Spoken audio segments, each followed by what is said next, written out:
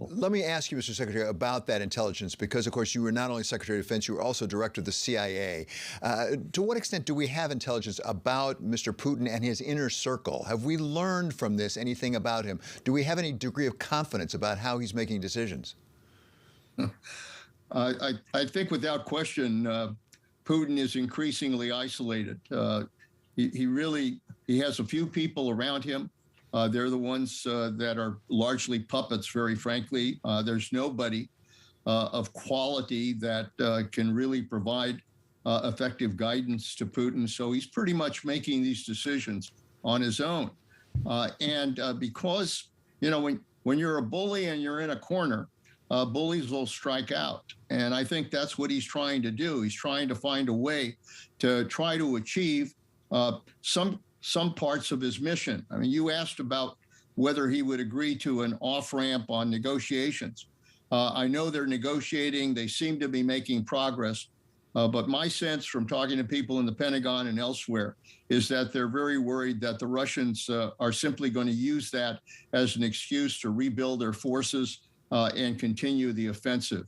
So I think we've got to be careful. I think the only way to basically deal with Putin right now is to double down ourselves, which means to provide as much military aid as necessary to the Ukrainians so that they can continue the battle against the Russians. Does that mean supplying military aid almost without regard to provocation? I mean, we actually talked with former Defense Secretary William Cohen yesterday. He said, you know what, don't talk to them about provoking when they're destroying all those civilian places. Should we be worried about going too far in provoking Russia?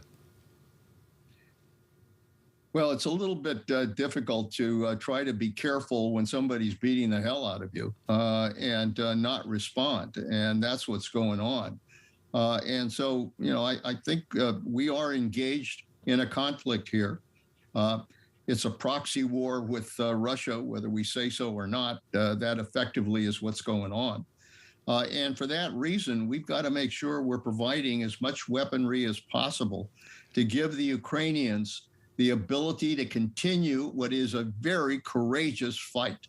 I mean, they're putting their lives on the line. They're fighting as well as any units that I've seen in my time working with defense issues. These are good fighters. They're small unit operations. They're working well. And I think ultimately, the key here is for the Ukrainians to carry this battle to the Russians. The Russians have stalled. I think John Kirby is right. The Russians have stalled. And in war, there's no such thing as just kind of holding the line. You're either moving forward or you're moving backward. And I think right now the Russians are taking it pretty hard from the Ukrainians.